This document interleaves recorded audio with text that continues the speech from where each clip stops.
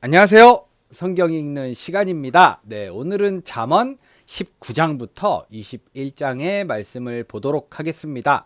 네, 지금까지 잠언을 보면서 비슷한 내용이 이어지고 있어요. 근데 느낌상 이게 개인에서 점점 주변에서 좀 더 넓은 영역으로 이렇게 신경을 좀 더 길게 크게 가져가라, 이런 비슷한 느낌이 있는 것 같거든요. 네, 과연 오늘은 그 영역이 어디까지 넓어질지 아니면 또 다른 이야기가 펼쳐질지 같이 한번 보도록 하겠습니다. 네, 그럼 먼저 잠언 19장의 말씀 보겠습니다. 거짓말을 하며 미련하게 사는 사람보다는 가난해도 흠 없이 사는 사람이 낫다. 지식이 없는 열심은 좋은 것이라 할 수 없고 너무 서둘러도 발을 헛디딘다. 네, 이건 저도 100번 공감하는 바입니다. 사람은 미련해서 스스로 길을 잘못 들고도 마음속으로 주님을 원망한다. 네, 이런 경우 많죠? 네. 재물은 친구를 많이 모으나 궁핍하면 친구도 떠난다. 거짓 증인은 벌을 피할 수 없고 거짓말을 하는 사람도 벌을 피할 길이 없다. 너그럽게 주는 사람에게는 은혜 입기를 원하는 사람이 많고 선물을 잘 주는 사람에게는 모두가 친구이다. 가난하면 친척도 그를 싫어하는데 하물며 친구가 그를 멀리하지 않겠느냐. 뒤따라가며 말을 붙이려 하여도 아무런 소용이 없다. 지혜를 얻는 사람은 자기 영혼을 사랑하고 명철을 지키는 사람은 복을 얻는다. 거짓 증인은 벌을 피할 수 없고 거짓말을 하는 사람은 망하고 만다. 미련한 사람이 사치스럽게 사는 것도 마땅치 않은데 하물며 종이 고관들을 다스리는 것이랴. 노하기를 더디하는 것은 사람의 슬기요, 허물을 덮어주는 것은 그의 영광이다. 왕의 분노는 사자가 소리를 지르는 것과 같고 그의 은혜는 풀 위에 내리는 이슬과 같다. 미련한 아들은 아버지에게 파멸을 가져다 주고 다투기를 잘하는 아내는 새는 천장에서 떨어지는 물과 같다. 집과 재물은 조상에게서 물려받은 유산이지만 슬기로운 아내는 주님께서 주신다. 네, 그래서 이제 배우자 기도 잘 하라고 하잖아요. 네. 게으른 사람은 깊은 잠에 빠지고 나태한 사람은 굶주릴 것이다. 계명을 지키는 사람은 제 목숨을 지키지만 자기 행실을 주의하지 않는 사람은 죽는다. 가난한 사람에게 은혜를 베푸는 것은 주님께 꾸어드리는 것이니 주님께서 그 선행을 넉넉하게 갚아주신다. 내 아들을 훈계하여라. 그래야 희망이 있다. 그러나 그를 죽일 생각은 품지 말아야 한다. 네, 요즘에 좀 아동 폭력에 관해서 나오는데 참 요거 얘기해주고 싶네요. 네, 죽일 정도로 그렇게 어떻게 아기를, 내 아들이고 내 자식인데 그렇게 할 수 있는지 참 말문이 막힙니다. 네. 성격이 불같은 사람은 벌을 받는다. 내가 그를 구하여 준다고 해도 그때뿐 구하여 줄 일이 또 생길 것이다. 충고를 듣고 훈계를 받아들여라. 그리하면 마침내 지혜롭게 된다. 사람의 마음에 많은 계획이 있어도 성취되는 것은 오직 주님의 뜻뿐이다. 사람에게서 바랄 것은 성실이다. 거짓말쟁이가 되느니 차라리 가난뱅이가 되는 것이 낫다. 주님을 경외하며 살면 생명을 얻는다. 그는 만족스러운 생활을 하며 재앙을 만나지 않는다. 게으른 사람은 밥그릇에 손을 대고서도 입에 떠 넣기를 귀찮아한다. 오만한 사람을 치면 어수룩한 사람도 깨닫는다. 명철한 사람을 꾸짖으면 그가 지식을 얻는다. 아버지를 구박하고 어머니를 쫓아내는 자식은 부끄러움과 수치를 끌어들이는 자식이다. 폐륜아라고 하죠, 요즘에는. 아이들아, 지식의 말씀에서 벗어나게 하는 훈계는 듣지 말아라. 그러니까 이것도 잘 듣고 그래야 된다는 거예요. 악한 증인은 정의를 비웃고 악인의 입은 죄악을 통째로 삼킨다. 오만한 사람에게는 심판이 준비되어 있고 미련한 사람의 등에는 매가 준비되어 있다. 네, 어제 이제 요 얘기 보면은 어제 태형이라는 제도를 아직도 사용하는 나라가 있대요. 그래서 이제 중범죄자들 뭐 성범죄라든가 이런 좀 되게 죄질이 나쁜 사람들은 태형으로 이렇게 때리는데 이게 한 대 맞으면은 거의 기절을 한다고 하더라고요. 그러면은 또 낮게 해서 치유해서 또 때리고 그래서 그래서 이 공포감에 그 맞는다는 게 너무 공포스러워서 자살을 기도하기도 하고 성불구가 되기도 하고 엄청난 후유증이 있다고 합니다. 네, 그거 보면서 우리나라도 라는 생각이 들더라고요. 네, 어쨌든 보면은 이제 말씀에 가난에 대해서 말씀하시는 것 같은데 우리 이제 알잖아요. 네, 가난이 당연한 게 아니라 우리가 또 극복할 수 있고 노력을 해야 되고 뭐 이렇게 말씀하시는 것 같네요. 이렇게 잠언 19장의 말씀 마무리되었습니다. 네, 계속해서 잠언 20장의 말씀 보겠습니다. 포도주는 사람을 거만하게 만들고 독한 술은 사람을 소란스럽게 만든다. 이것에 빠지는 사람은 누구든지 지혜롭지 않다. 네, 맞죠? 왕의 노여움은 사자의 부르짖음과 같으니 그를 노하게 하면 목숨을 잃는다. 다툼을 멀리하는 것이 자랑스러운 일인데도 어리석은 사람은 누구나 쉽게 다툰다. 네, 쌈딱이라고 하죠. 떠오르는 인물이 있습니다. 네, 누구나 있습니다. 네. 내가 되면 안 되죠. 네. 게으른 사람은 제철에 밭을 갈지 않으니 추수 때에 거두려고 하여도 거둘 것이 없다. 사람의 생각은 깊은 물과 같지만 슬기로운 사람은 그것을 길어낸다.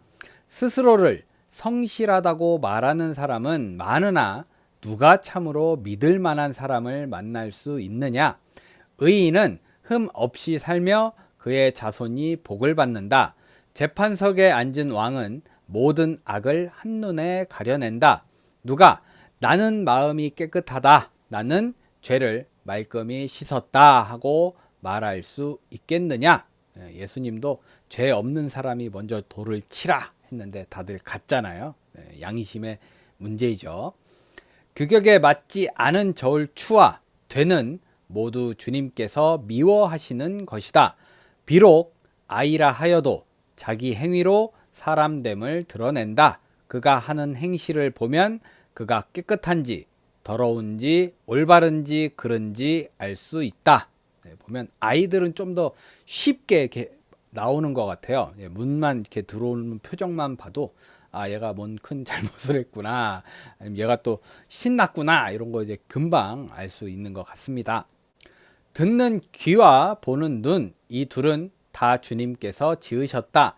가난하지 않으려면 잠을 좋아하지 말고 먹거리를 풍족히 얻으려면 깨어 있어라. 물건을 고를 때는 나쁘다 하지만 사간 다음에는 잘 샀다고 자랑한다.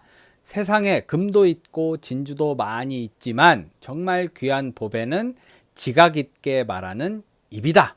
네, 요즘에 진짜 이렇게 예쁘게 말하는 사람들 이것도 복이라고 얘기를 하더라고요. 네. 남의 보증을 선 사람은 자기의 옷을 잡혀야 하고 모르는 사람의 보증을 선 사람은 자기의 몸을 잡혀야 한다. 네. 사람들은 속여서 얻은 빵이 맛있다고 하지만 훗날에 그 입에 모래가 가득 찰 것이다. 계획은 사람들의 뜻을 모아서 세우고 전쟁은 전략을 세워놓고 하여라. 험담하며 돌아다니는 사람은 남의 비밀을 세게하는 사람이니 입을 벌리고 다니는 사람과는 어울리지 말아라. 부모를 저주하는 자식은 암흑 속에 있을 때에 등불이 꺼진다. 네, 참 요거는 참 암울합니다. 네. 처음부터 빨리 모은 재산은 행복하게 끝을 맺지 못한다. 악을 갚겠다 하지 말아라. 주님을 기다리면 그분이 너를 구원하신다. 규격에 맞지 않은 저울추는 주님께서 미워하신다. 속이는 저울은 나쁜 것이다. 네, 보니까 꼭 떠오르는 그분들이 또 있어요. 요즘 많이 뉴스에도 나오고 이슈가 되는데 좀 속이지 말았으면 좋겠네요. 사람의 발걸음은 주님으로 말미암은 것이니 사람이 어찌 자기의 길을 알 수 있겠느냐. 경솔하게 이것은 거룩하다 하여 함부로 서원하여 놓고 나중에 생각이 달라지는 것은 사람이 걸리기 쉬운 올가미이다. 지혜로운 왕은 악인을 키질하며 그들 위에 타작기의 바퀴를 굴린다. 주님은 사람의 영혼을 환히 비추시고 사람의 마음속 깊은 곳까지 살펴보신다. 인자와 진리가 왕을 지켜주고 정의가 그의 보좌를 튼튼하게 한다. 젊은이의 자랑은 힘이요 노인의 영광은 백발이다. 상처가 나도록 때려야 악이 없어진다. 매는 사람의 속 깊은 곳까지 들어간다. 네, 보니까 이제 아까 말씀드렸던 태형 제도가 좀 생각이 나는 말씀이네요. 그리고 전체적으로는 그런 것 같아요. 좀 뭔가 싸움닭의 이미지랄까? 쉽게 흥분하고 쉽게 화내는 분들 있잖아요. 저도 이제 가끔 이제 화 안 내는 사람은 없으니까 이렇게 흥분할 때가 있는데 그거 좀 자제하고 조심하자. 막 흥분해서 좋을 거 없다. 이렇게 말씀하시는 것 같습니다. 네, 이렇게 잠언 20장 마무리되었습니다. 네, 끝으로 잠언 21장의 말씀 보겠습니다. 왕의 마음은 흐르는 물줄기 같아서 주님의 손 안에 있다. 주님께서 원하시는 대로 왕을 이끄신다. 사람의 행위는 자기의 눈에는 모두 옳게 보이나 주님께서는 그 마음을 꿰뚫어 보신다. 주님께서는 정의와 공평을 지키며 사는 것을 제사를 드리는 일보다 더 반기신다. 거만한 눈과 오만한 마음, 이러한 죄는 악인을 구별하는 표지이다. 부지런한 사람의 계획은 반드시 이득을 얻지만 성급한 사람은 가난해질 뿐이다. 속여서 모은 재산은 너를 죽음으로 몰아넣고 안개처럼 사라진다. 악인의 폭력은 자신을 멸망으로 이끄니 그가 바르게 살기를 거부하기 때문이다. 죄인의 길은 구부러졌지만 깨끗한 사람의 행실은 올바르다. 다투기를 좋아하는 여자와 넓은 집에서 함께 사는 것보다 차라리 다락 한 구석에서 혼자 사는 것이 더 낫다. 악인은 마음에 악한 것만을 바라니 가까운 이웃에게도 은혜를 베풀지 못한다. 오만한 사람이 벌을 받으면 어수룩한 사람이 깨닫고 지혜로운 사람이 책망을 받으면 지식을 더 얻는다. 의로우신 하나님은 악인의 집을 주목하시고 그를 재앙에 빠지게 하신다. 가난한 사람의 부르짖음에 귀를 막으면 자기가 부르짖을 때에 아무도 대답하지 않는다. 은밀하게 주는 선물은 화를 가라앉히고 품속에 넣어주는 뇌물은 격한 분노를 가라앉힌다. 정의가 실현될 때에 의인은 기뻐하고 악인은 절망한다. 슬기로운 길에서 빗나가는 사람은 죽은 사람들과 함께 쉬게 될 것이다. 향락을 좋아하는 사람은 가난하게 되고 술과 기름을 좋아하는 사람도 부자가 되지 못한다. 악인은 의로운 사람 대신에 치르는 몸값이 되고 사기꾼은 정직한 사람 대신에 치르는 몸값이 된다. 다투며 성내는 아내와 함께 사는 것보다 광야에서 혼자 사는 것이 더 낫다. 지혜 있는 사람의 집에는 값진 보물과 기름이 있지만 미련한 사람은 그것을 모두 탕진하여 버린다. 정의와 신의를 쫓아서 살면 생명과 번영과 영예를 얻는다. 지혜로운 사람은 용사들이 지키는 성에 올라가서 그들이 든든히 믿는 요새도 무너뜨린다. 입과 혀를 지킬 수 있는 사람은 역경 속에서도 자기의 목숨을 지킬 수 있다. 교만하고 건방진 사람을 오만한 자라고 하는데 그런 사람은 우쭐대며 무례하게 행동한다. 게으른 사람의 욕심이 스스로를 죽이기까지 하는 것은 어떠한 일도 제 손으로 하기를 싫어하기 때문이다. 네, 요거에 좀 요즘 안타까운 말이 그거였어요. 참 재벌 2세처럼 살고 싶은데 부모님이 노력을 안 하신다고 어이가 없지만 참 안타까운 현실인 것 같습니다. 악인은 온종일 탐하기만 하지만 의인은 아끼지 않고 나누어 준다. 악인의 재물이 역겨운 것이라면 악한 의도로 바치는 것이야 더욱 그러지 않겠는가? 위증을 하는 사람의 증언은 사라지지만 사실대로 말하는 사람의 증언은 채택된다. 악한 사람은 얼굴이 뻔뻔스러우나 정직한 사람은 자기의 행실을 잘 살핀다. 그 어떠한 지혜도 명철도 계략도 주님을 대항하지 못한다.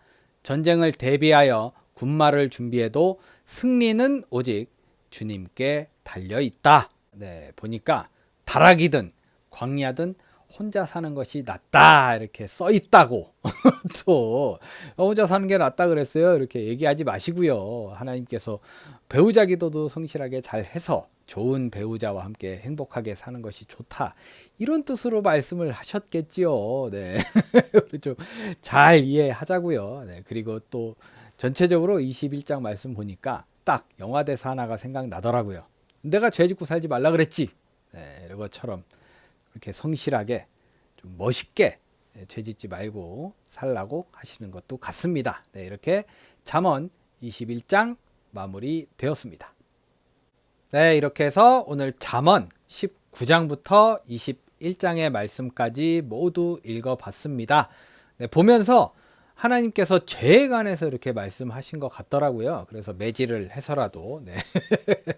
고쳐야 된다 이렇게 말씀하셨던 것 같은데, 저는 다른 게 죄가 아니라 그냥 게으른 게 죄가 아닐까? 뭐 가난할 수도 있어요. 근데 계속 가난한 거는 살짝 게으른 느낌이 있잖아요. 그리고 뭔가 이 변화될 수 있는 상황을 바꾸려 하지 않는 그런 게으름들, 이런 것들이 죄가 아닐까라는 생각이 듭니다. 잠언 그렇지 않아도 전부터 계속 하나님께서 게으른 사람 되게 나쁘다고 말씀하셨던 것 같더라고요. 그래서 오늘만큼은 게으르지 말자. 죄 앞에서 게으르지 말고 상황 앞에서 게으르지 말자라는 생각이 드는 말씀이었던 것 같습니다. 네, 모쪼록 여러분들 오늘도 복된 하루 잘 보내시고요. 오늘만큼은 우리 게으르지 말고 부지런하게 하루 잘 보내셨으면 좋겠습니다. 네, 저는 내일 잠언 22장부터 24장의 말씀을 들고 찾아오도록 하겠습니다. 오늘도 함께 해주신 여러분 감사합니다.